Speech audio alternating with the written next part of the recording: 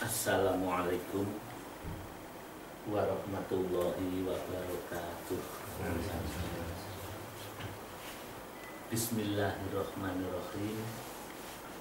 Alhamdulillahilladzi huwal ahad al-wahidus somadu yahdil rasyad alladzi lam yalid wa lam yulad wa lam yakul lahu kufuwan ahad. Allahumma ya Ali ya azim, sholli ala sayyidina Muhammadin bil qadril azim wa ala alihi wa sahbihi wa barik wa sallim wahdina wa binas siratal mustaqim. Amma ba'du. Yang saya hormati Bapak-bapak, pada kesempatan ini mengenai uraian tasyakur serta sandungan sholawat dan salam, saya makmum kepada panjenengan semua. Semoga pertemuan pada malam hari ini benar-benar diridhoi oleh Allah Subhanahu wa Ta'ala, dan benar-benar nanti membuahkan ilmu yang manfaat. Ilmu yang manfaat yaitu kalau kita semakin mendapat ilmu, kalau amal manfaat, semakin kita beramal, kita semakin dekat dengan Allah Sang Pencipta.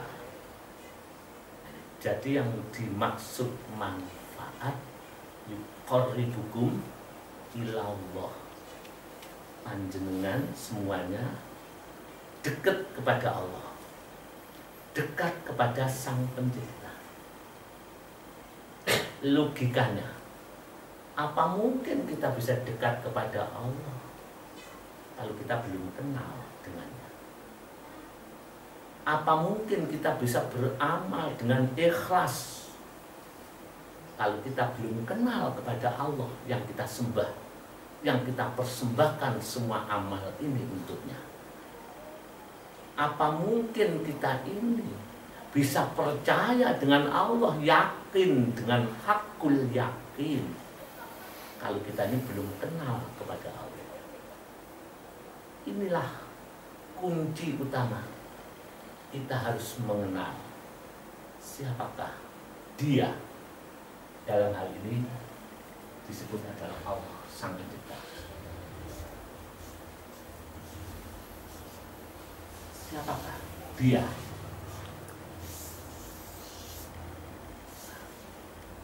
Ini kunci. Bagaimana kita dekat dengannya kalau kita belum kenal? Karena Allah bukan tulisan dan bukan ucapan. Karena Allah ini adalah Sang Pencipta. Karena Allah adalah yang wujud.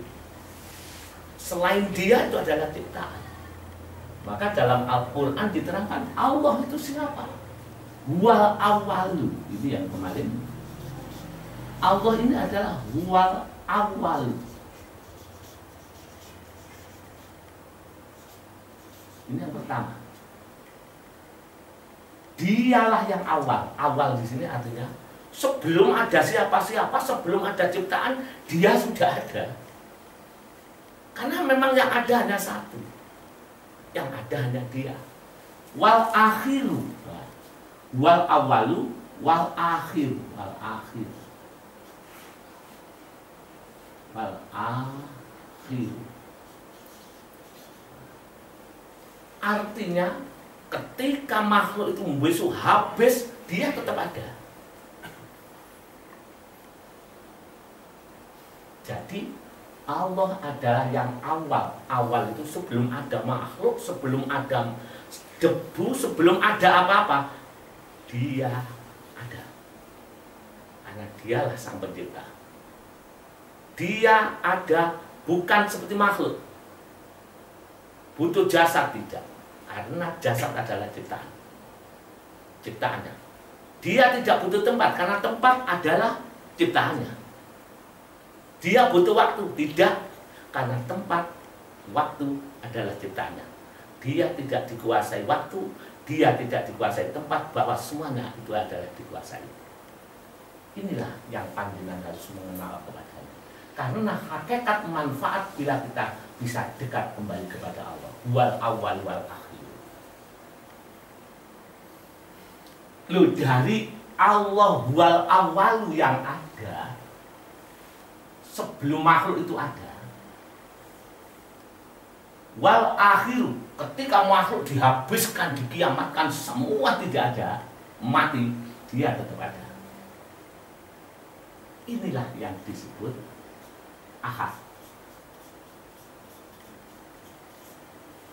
Selain dia tidak ada. Ahad, Esa, satu. Dialah wahid.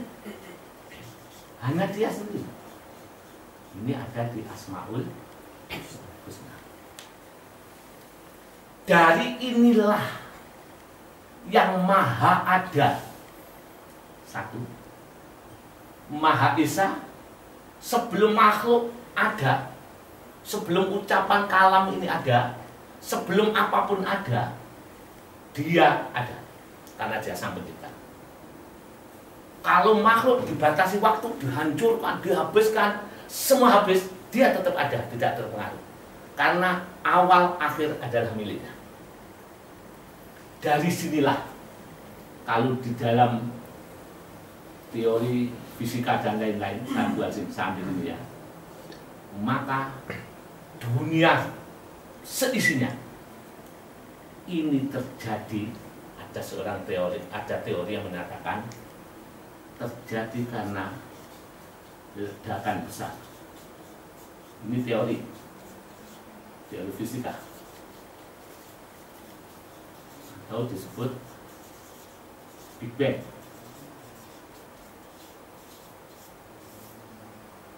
Jadi dunia seisinya, bukan hanya dunia seisinya kalau menurut Al-Quran, sampai akhirat makhluk metafisika pokok selain dia itu tercipta karena ledakan besar. Big Bang itu kalau dalam bahasa fisika. Big Bang di sini adalah ledakan besar. Inilah yang disebut adalah dari kudrat dan irodat sang pencipta.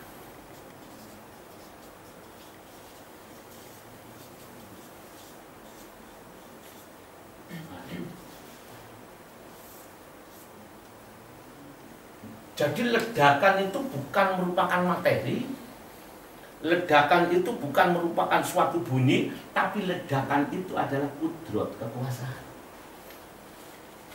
Kekuasaan siapa yang bisa menciptakan semua makhluk yang ada ini?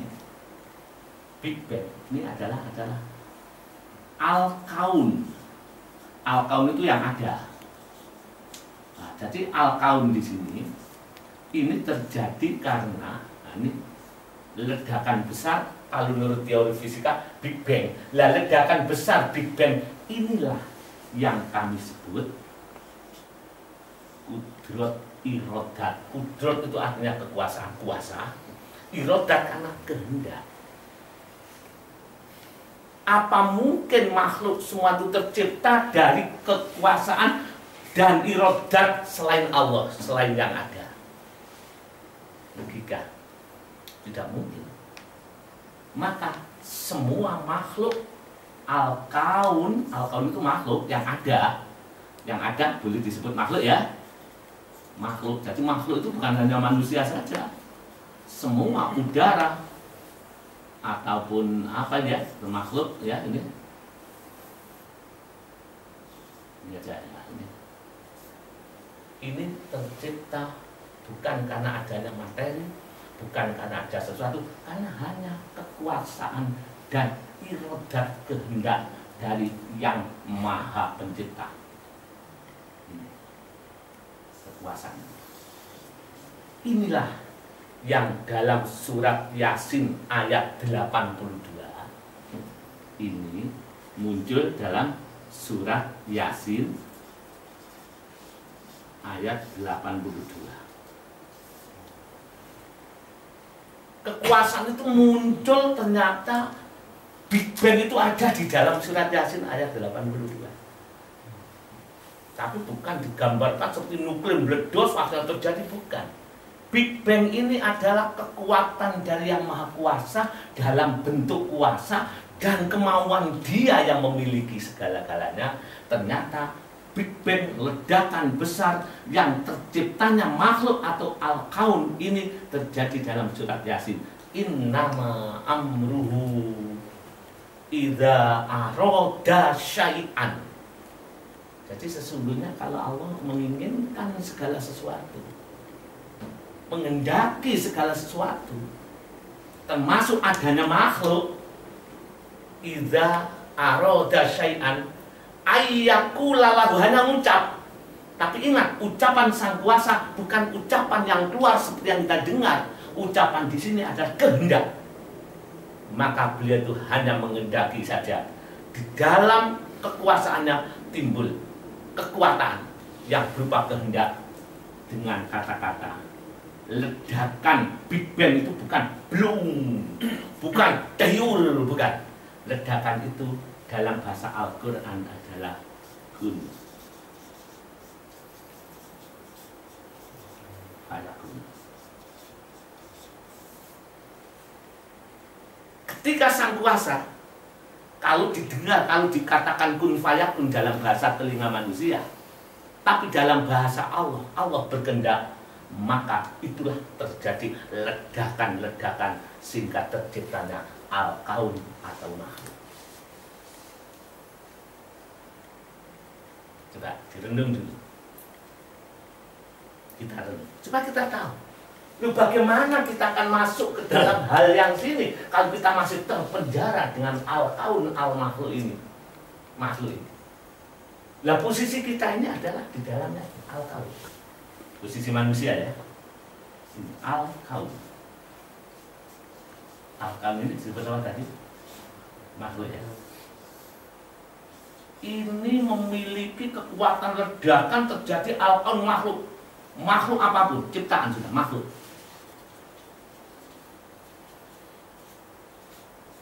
Ini ya, al-kaun atau makhluk. Ini ya. Lah manusia kita ini ada di sini. Dan bagaimana kita akan mengenal Sang Pencipta kalau kita belum bisa meledakkan makhluk itu lenyap kembali?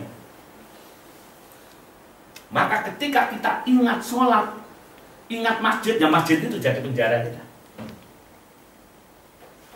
Kalau kita zikir dengan bacaan, ya bacaan itu menjadi penjara kita. Kalau kita puasa, lapar, pahala, ya itu jadi penjara kita. Kita tidak akan pernah lepas daripada ini selagi ini belum kita ledakan dengan kekuatan yang Maha Suci. Maka disinilah manusia yang ada di dalamnya oleh Allah diberi alat.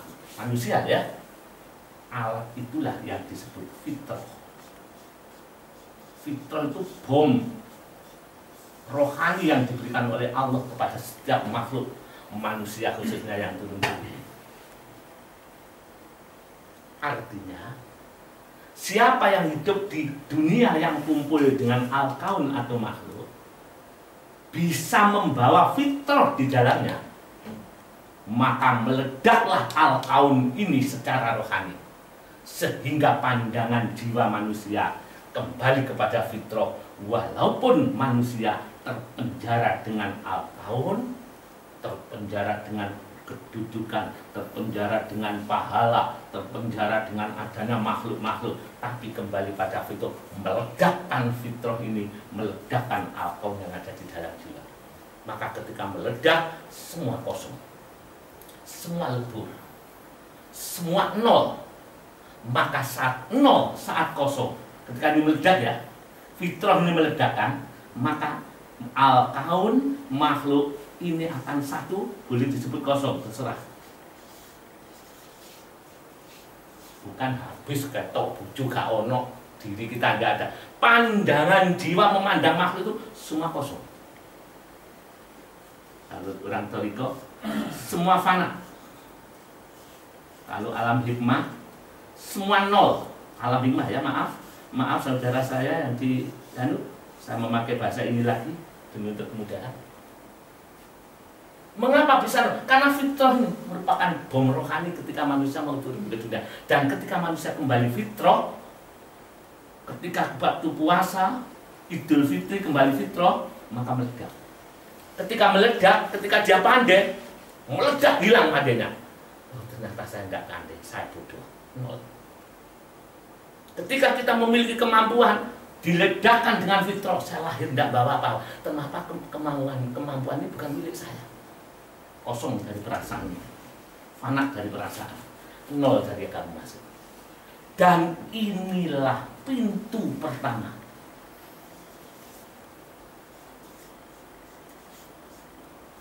Pintu pertama untuk mengenal Allah. Ternyata hati harus diledakkan yang ada. Penjara makhluk ini harus diledakkan dengan fitrah. Dan fitrah inilah yang dalam agama pengeterapan ikhlas. La haula wala quwata illa billah, bahwa menyadari saya lahir tidak membawa apa-apa, dari setetes air yang hina, sekarang saya besar, sekarang saya pandai, sekarang saya ahli ibadah, fitrah masuk ke dalam jiwa. Itu bukan milik kami, itu pemberian Allah. Ketika makhluk yang ada di dalam dada diledakkan dengan perasaan fitrah, maka manusia akan kembali di dalam hatinya kosong, sadar bahwa dirinya tidak memiliki apa-apa. Fana, lebur, semua yang ada bukan milikku, semua miliknya Tuhan Allah. Nol, dinolkan rasanya karena dia tidak merasa apa-apa. Ini pintu pertama untuk mengenal Tuhan. Mutlak harus melaksanakan ini. Lek dulu nol dalam bahasa alam hikmah. Isi onok rasa aku pinter, iku manfaat, iku sing garai sugi, iku sing garai aku ciloko. Tidak memandang Tuhan, maka orang akan terpenjara dengan makhluk. Itu yang membuat saya ini celaka. Kan makhluk juga. Itu yang membuat saya bahagia. Oh, itu yang membuat saya enak. Padahal ini masih penjara. Al-Kaun, makhluk itu adalah masih wallahu. Selain Allah makhluk. Walaupun itu surga, walaupun itu bidadari, walaupun itu akhirat. Pokok selain Allah disebut Al-Kaun atau makhluk. Untuk mengenal Allah, penjara itu harus dibongkar makhluk-makhluk itu. Yang penjara itu ada di dada. Tidak wujud, tidak ada barangnya, tapi ada rasa. Ketika manusia itu tidak kenal Tuhan, maka dia terpenjara oleh makhluk. Maka dia terpenjara. Ketika kita mengandalkan kemampuan, maka dia terpenjara oleh kemampuan. Lepaskan. Lah bomnya itulah fitrah. Lah fitrah inilah dalam pengeterapan ini disebut pengeterapan lillah. Utamanya adalah pengeterapan billah. Artinya semua kehendak, wallahu khalaqakum, semua ciptaan, baik ini al-kaun, baik ciptaan itu ada di saya. Ketika saya bisa pidato, ketika saya diciptakan bisa sukses, semua itu kehendak Allah. Inilah hakikatnya panggil mengetapkan bila inilah kembali pada fitrah. Satu, pintunya adalah, harus saya tulis ya, pintu untuk mengenal Sang Pencipta. Untuk mengenal Sang Satu, hancurkan penjara makhluk. Hancur kan ya, boleh disebut leburkan. Kalau di dalam Alkitabnya Mbah Yai, hapuskan. Nah, boleh hapuskan. Kalau di alam hikmah, nolkan. Maaf, sekali lagi maaf, nolkan. Apa itu yang dinolkan? Semua makhluk, semua. Al-Kaun, makhluk yang ada di dalam hati kita, yang ada di dalam jiwa kita, sehingga jiwa benar-benar sadar bahwa dirinya, sadar bahwa dirinya, ya itu tadi. Kalau saya di alam hikmah, ya, dirinya adalah nol.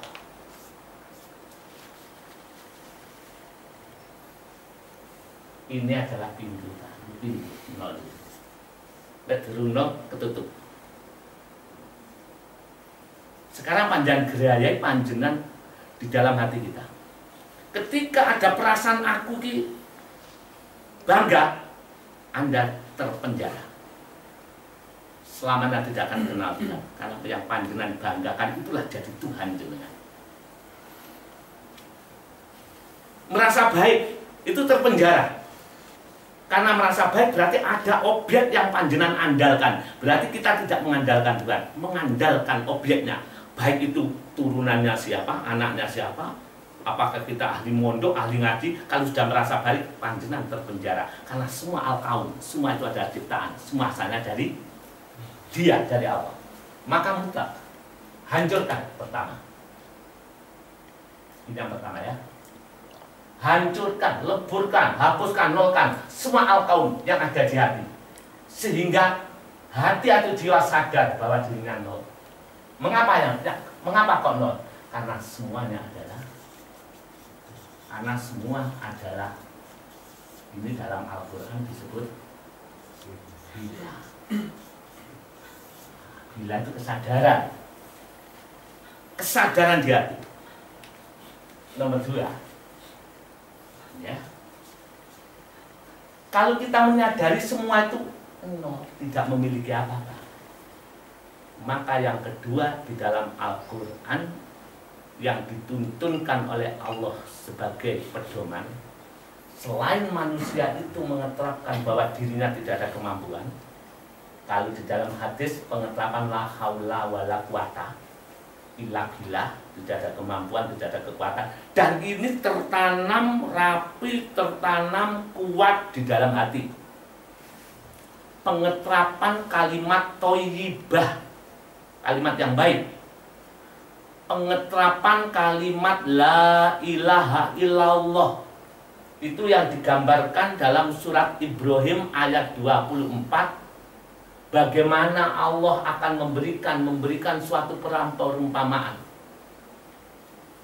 Alam taro kaifa doroballahu masalan kalimatan thayyibatan kasajaratin thayyibatin asluha sabitun wa far'uha fis sama. Jadi orang yang mengetahui digambarkan seperti pohon. Kami disuruh melihat bagaimana Allah, ya maaf kalau saya tadi ayatnya salah, bagaimana pokok Allah memberikan perumpamaan la ilaha illallah yang benar-benar itu betul itu, ini ibarat pohon. Saya gambarkan ya, ini pohon, ini ya gambar pohon, ini pohon ya, ini gambarannya. Digambarkan bagaikan kasajarotin thayyibatin, pohon yang baik. Ingat, pertama kali asluha sabitun. Ini asluha. Akar-akarnya menandang. Nampak apa tidak? Ya. Tidak nampak. Artinya orang yang imannya kuat tidak pernah menampakkan diri, walaupun mampu. Oh, bukan milik saya. Karena ada batas asluha sabitun menancap. Ini yang di dalam tidak pernah nampak. Walaupun jenengan ini seorang ulama besar, seorang pengusaha besar, diakui, tapi jiwa tetap mengatakan, oh bukan siapa-siapa saya.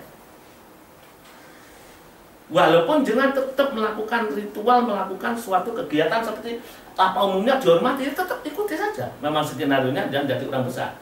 Tapi hati, jangan sekali-kali kalau ingin menemukan Tuhan, hati harus tetap dilebur semua yang ada ini.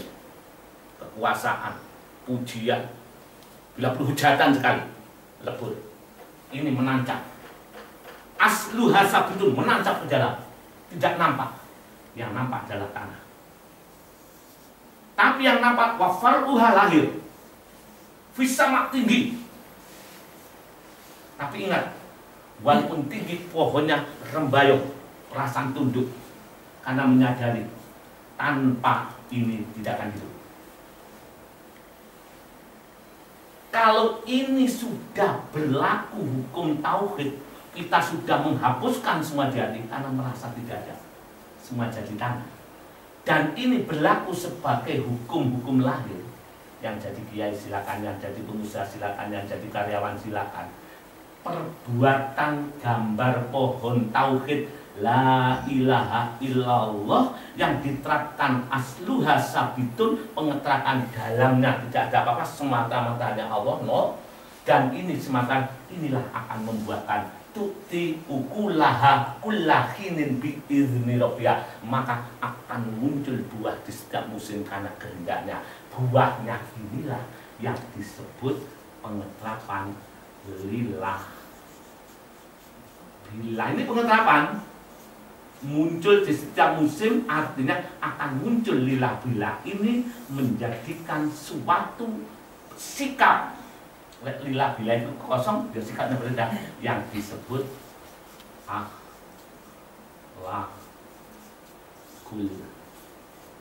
karimah.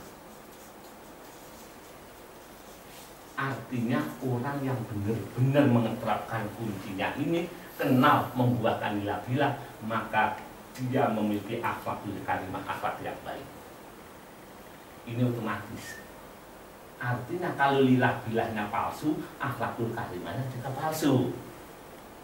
Kalau lillah bilahnya asli dari pengeterapan, satu merasa nol, dua merasa rendah, kapak-kapak no aku makhluk gak iso apa-apa. Mulai masih kono miskin, masih kono bodoh, meskipun saya itu tidak milik apa, walaupun saya kaya, podo gak duwini, itu miliknya Allah. Akhirnya dia sopan walaupun dengan orang bawah, dia tetap sopan dengan orang atas, dia tetap sopan dengan sebaya, dengan sopan dengan pengemis, dan disinilah yang disebut pengeterapan rendah. Kalau dalam bimbingan ada perasaan faqad dolamtu, faqad dolamtu, dolamtu, abadan, bila perlu ditambah badan. Apa badan? Sungguh kami dolim selalu. Kok rumoso dolim itu di mana ayatnya? Surat Ibrahim, di mana Allah mengatakan innal insana la dolumun kafar. Sesungguhnya manusia itu sangat dolim dan sangat kufur. Ini ayat Al-Quran, artinya wahai manusia, kamu kedudukanmu kudu rumangsa dolim, rumangsa kufur. Kalau kamu merasa dolim, merasa rendah, merasa jelek, maka kamu akan ketemu aku, gitu loh maksudnya. Tapi kalau kamu mengingkari Al-Quran, aku mengatakan innal insana dolumun kafar, kok aku apik, aku sudah ibadah, aku bagus, selamanya kamu terpenjara dengan makhluk. Karena sifat baik itu milikku, kamu sudah saya beri petunjuk, innal insana dolumun kafar. Ini dalam Al-Quran, innal insana la dolumun kafar. Surat Ibrahim nih, kafar artinya sesungguhnya manusia itu sangat dolim dan sangat kufur. Ini Al-Quran, petunjuk. Berarti kudu dipraktekno menurut Al-Quran. Walaupun saya jenengan orang besar, dipuji, hati merasa tidak, Gusti, saya ini sangat dolim, saya ini sangat kufur ya Allah. Inilah yang menciptakan suatu kerendahan, sehingga ibarat buah, perasaan rendah dan perasaan semua miliknya membuahkan pengeterapan lillah billah, otomatis akan timbul akhlakul karimah. Perasaannya sangat merasa rendah sekali, perasaannya merasa karena semua sama. Dan inilah kita lepas dari penjara dunia untuk mengenal siapakah dia. Akhirnya kita mengenal Allah. Tapi kalau kita belum bisa membongkar rahasia makhluk, belum bisa membongkar penjara makhluk, maka ibadah pun melayu nih sampai di jero kita. Lu mau haji, hajjul mabrur laisa lahu jaza ila jannah, layune nang swarga. Padahal swarga di sini adalah termasuk nanti kalau saya ini nanti ibadah di sana selamat dunia akhirat, di sana aku tidak masuk neraka. Ini masih urusan makhluk, masih terpenjara oleh makhluk. Apa boleh? Boleh, baik. Orang yang seperti ini, saya dengan ini hubungan dengan surga, neraka, pahala, ibadahnya mempeng, lupa itu masih tergolong abidin. Tapi ini adalah orang yang hakul yakin, penetapan arifin bisa membongkar, bisa menghancurkan penjara atau bukan hancur semua, menghancurkan ini adalah dengan rasa yang ada di dalam hati. Coba mari kita dulu, tapi sebelumnya mari kita mohon petunjuk. Semoga walaupun begitu sangat sulit, sangat rumit, ada sececah ilmu yang diberikan oleh Allah dalam pemahaman ini. Apapun adalah Dia.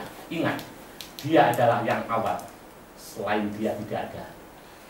Dia ada walaupun makhluk itu belum ada, Dia sudah ada.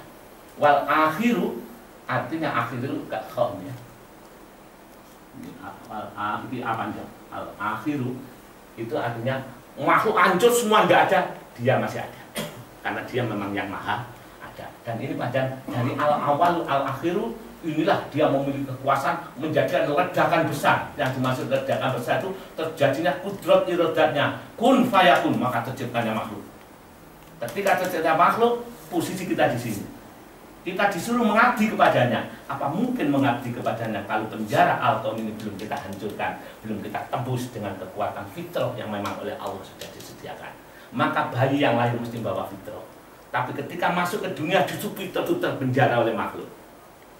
Disinilah kita kembali yang disebut fafirul ilallah, kembali pada Allah, kembali pada fitrah untuk menghancurkan dinding-dinding penjara makhluk, dinding kekuasaan, dinding ibadah, dinding wirid, sing jaga mujadah, jaga apa? Tidak ditembus semua nol miliknya Allah.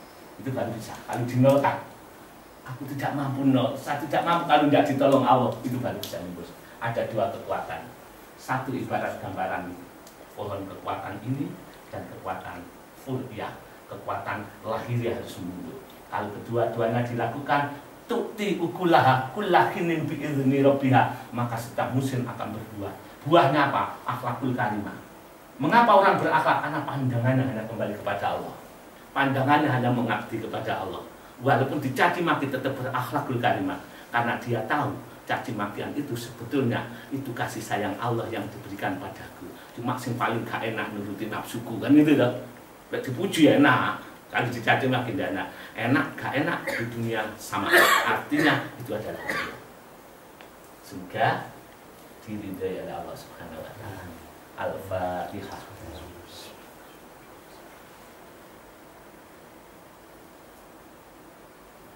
Saya akhiri, nanti bisa bertanya, kita kembangkan, kami sambil duduk. Wabillahi taufiq wal hidayah. Wassalamualaikum warahmatullahi wabarakatuh.